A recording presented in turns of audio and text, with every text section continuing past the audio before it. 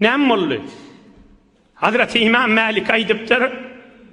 Nam ladagatni haşara ve ana sabirun fi zalik iclalan li hadisi Rasulillah sallallahu aleyhi ve sellem. Onda aydypdyr. Yana hadis aytdyqam yaman bir zat meni çakdy. Yaman awunnam. Emma Rasulullah'ın hadisini kesmeyin bir hurmati bolamasını hadis tökönýänçe zydanyp gurrugum ýygyny aýdyp geçirdim daha diýipdir. Gaty bir zat meni çaktı diýipdir.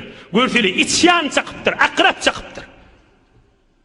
Emma şu hadis tökönýänçe Resulullah aleyhissalatu vesselam'ın hadisini bir edipçilik edamayın, ahvak edip döwrugum gözläp durmaýyn diýip hormat goýjak bolup belletmedim emma rengim ütkese ütgänler diýipdir.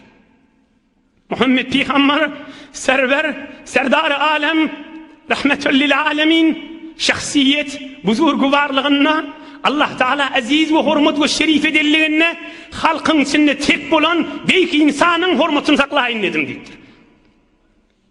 Kişi kim aşık etdiği haktır, mehabbet ehli birliğim sabaktır. Kişi kim aşık etdiği haktır, mehabbet ehli birliğim sabaktır.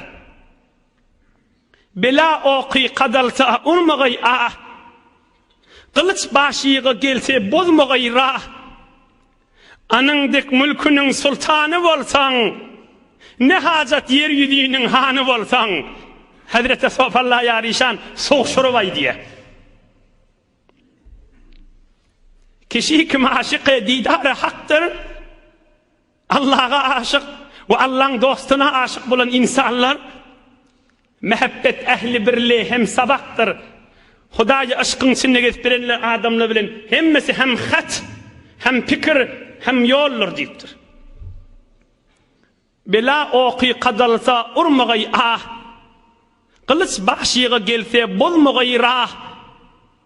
Başına kılıç gelse de içyan saksa da yolun bozmancı uğrap barya bir büyük insanlar. Hop, anandek mülkünün sultanı bolsan, ne hacet yer yüzünün hanı bolsan, sana bana aydıptır şu Bukhara'yı Sofallah yar. Ey cemaat deyiptir, şu jürek yüreğin bolsa Hudaýa ve Muhammed Peygamber'e aşık bolsa, anandek mülkünün sultanı bolsan, şu jürek yüreğin eýesi bolsan, ne hacet yer yüzünün hanı bolsan, şu jürek yüreğin ma bolsa, men şu jürek yüreğin ma bolor diýdi goýaga, dünýäň padşasy boljak bolup ýörme diýipdir.